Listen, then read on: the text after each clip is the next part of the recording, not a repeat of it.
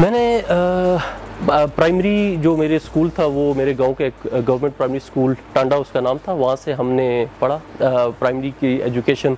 उसके बाद फिर मैंने वॉकेंड से अपनी बाकी तालीम हासिल की और उसके बाद कायद-ए-आज़म यूनिवर्सिटी आ गया, वहाँ से फ़िज़िक्स में मास्टर्स किया और फिर एक्सपेरिमेंटल हाई एनर्जी फ़िज़िक्स जिसे पार्टिकल फ़िज़िक्स कहते हैं उसमें काम शुरू किया नेशनल सेंटर फॉर फ़िज़िक्स में। फिर सन आने का इत्तेफाक हुआ, सन समर स्टूडेंट प्रोग्राम में।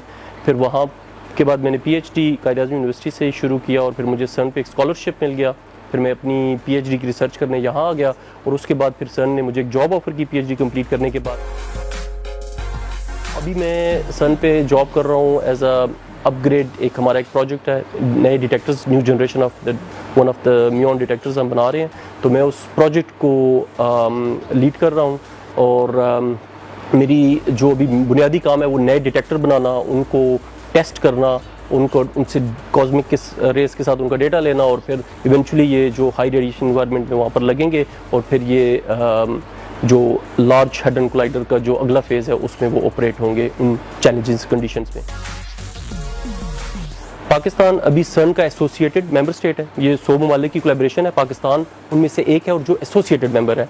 अब पाकिस्तान के जितने भी बच्चे हैं, मसलन जो आपके second year third year level के बच्चे हैं, उनके लिए इंटर्नशिप्स हैं। उसके बाद स्पेशली डिज़ाइन प्रोग्राम्स हैं जो कि और कहीं एग्जिस्ट नहीं करते, टेक्निकल स्टूडेंटशिप्स जिन्हें कहा जाता है, बैचलर्स के बच्चे, मास्टर्स के बच्चे। अच्छा, फिर आपकी डॉक्टरेट स्टूडेंट प्रोग्राम्स हैं, फेलोशिप्स हैं। इन सारी पोजीशंस के अंदर पाकिस्तानी जो लोग हैं वो कोई भी पाकिस्तानी पासपोर्ट होल्डर अप्लाई कर सकता है। ये साल में 2 दफ़े अनाउंस होते हैं, तो आप लोग इसमें अप्लाई करें।